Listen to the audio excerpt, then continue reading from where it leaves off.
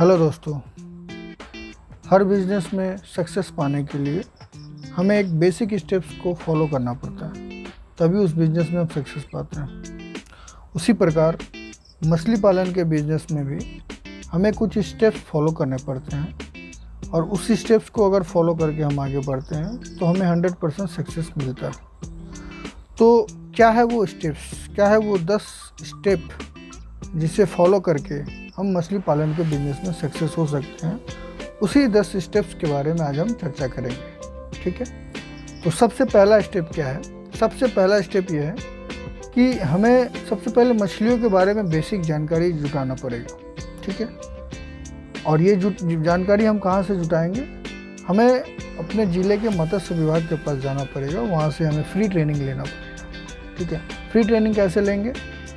हम या तो ऑनलाइन एप्लीकेशन करेंगे मत्स्य विभाग में ट्रेनिंग के लिए, या फिर ऑफिस में जा कर के ऑफलाइन हम अपना नाम वहाँ पे दर्ज करा देंगे, ताकि जब भी ट्रेनिंग हो स्टार्ट हो, ज़िला में हो या ज़िले के बाहर हो या स्टेट के बाहर हो, वो हमें कॉल करके बता देंगे। और ये ध्यान रहे कि ये ट्रेनिंग फुल फ्री होता है, इसमें हमें कोई पैसे देने की ज़रूरत नहीं होती है। ठीक है, ये पहला हुआ। इससे क्या होगा कि हमें बेसिक नॉलेज मिल जाएगा। दूसरा स्टेप ये है कि ट्रेनिंग लेने के बाद आपको जो बेसिक नॉलेज मिल जाएगा, उससे आप ये डिसाइड कर लें कि आप बड़े स्तर पर करने वाले हैं या छोटे स्तर पर।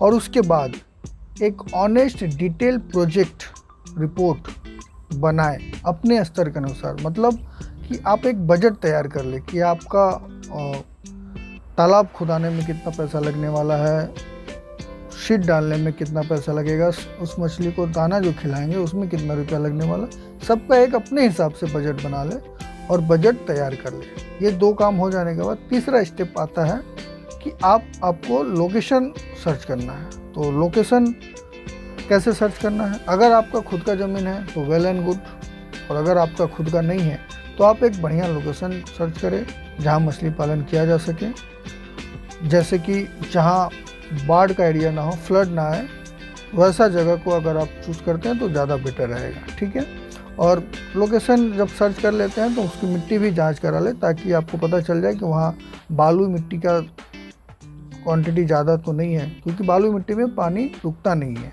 पानी आपका जल्दी घटने लगेगा। ठीक है, ये हो गया 3 स्टेप। लोकेशन सर्च करने के बाद हमारा सबसे मेन काम होता है चौथे स्टेप में मार्केट रिसर्च करना पड़ता है हमें। जैसे कि मार्केट रिसर्च में आपको क्या करना है, आप उस एरिया के पास जो भी लोकल मार्केट है वहाँ ये पता करें कि वहाँ पे किस मछली का डिमांड है, कितना है।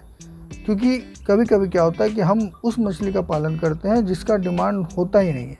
लाइक हमारे बिहार में या फिर और भी कहीं जगह तेलापिया का डिमांड कम है, बट लोग तेलापिया करने के लिए तैयार हो जाते हैं। पंगास कहीं कहीं एकदम ही डिमांड नहीं है, बट लोग देखा देखी में पंगास का भी बिजनेस कर लेते हैं, और बाद में जब उसका रेट नहीं मिलता है, डिमांड नहीं होता है, तो वो कम रेट में बेचना पड़ता है। ठीक है, ये मार्केट रिसर्च आप पहले कर लें, उसी हिसाब से आप मछली पालन करें। 5वां स्टेप होता है, इसके बाद आपको करना है कि आप लोन और या फिर सब्सिडी के लिए मत्स्य विभाग में संपर्क करें, अप्लाई करें, एप्लीकेशन जमा करना पड़ता है।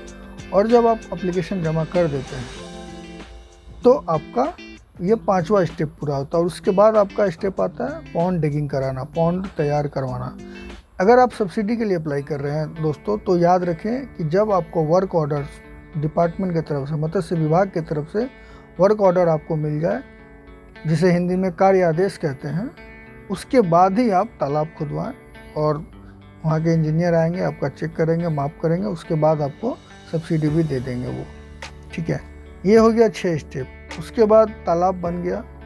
अब आपको तालाब की तैयारी करना है। जैसे तालाब की तैयारी में क्या करना है, आपको चूना डालना है, गोबर डालना है, ये सब डाल करके फिर पानी डालना है, खाद डालना है, ये सब डाल करके आप पानी उसमें रेडी कर दें।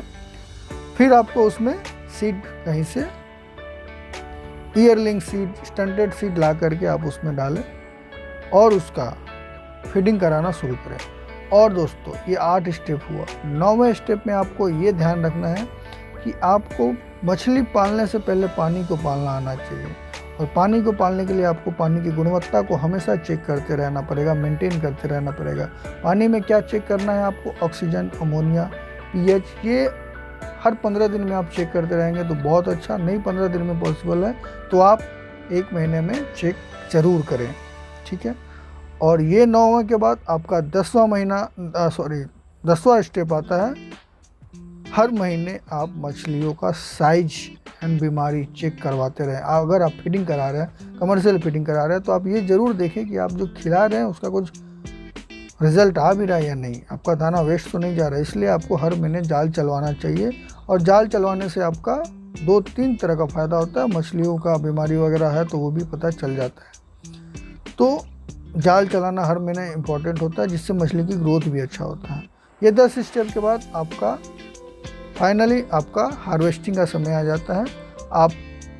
अगर आप 100 ग्राम से 150 ग्राम का सीड, स्टंटेड सीड तालाब में डाले हुए हैं, स्टॉकिंग किए हुए हैं, तो 5-6 महीने से 7 महीने के अंदर आपका 800 से 1 केजी वज़न हो जाएगा और आप आराम से इसे, ये मार्केटेबल साइज होता है तो इसे आप मार्केट में बेच सकते हैं।